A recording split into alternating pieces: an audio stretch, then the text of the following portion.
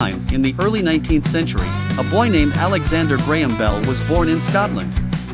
Alexander, or Alec as his family called him, grew up in a family full of thinkers and inventors. His grandfather gave lectures about speech, and his father invented a special writing system. This sparked young Alexander's curiosity in sound and communication. As a child, Alexander was curious about everything. He often experimented in his room, building gadgets and thinking vividly about the future. One day, Alec and his brother created a speaking machine. It wasn't perfect, but it was fascinating to hear it make some human-like sounds. Alexander moved to Canada with his family when he was older and eventually ended up in the United States. There, he worked as a teacher for deaf students. He wanted to help them communicate better, because he believed everyone deserved to be heard. Alec was constantly trying to invent new devices that could transmit sound. He dreamed of being able to send voice messages over distances.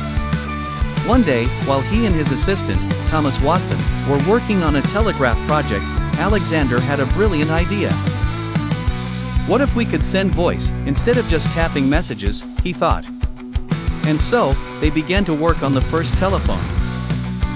After many trials and errors, the magical moment arrived on March 10, 1876. Alexander spoke the first words ever transmitted over the wire, "Mr. Watson, come here, I want to see you." And just like magic, Watson heard his voice clearly at the other end. Alexander Graham Bell's invention was a huge success and changed the way people communicate forever.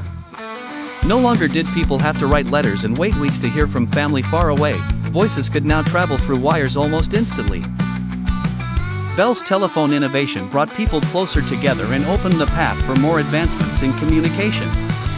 Alexander became famous worldwide, not just for his invention, but also for his strong belief that everyone has the right to communicate.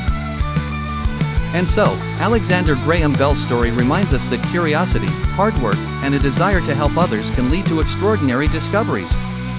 Whether through a telephone call or a handshake, he showed the world just how important communication is for bringing people together.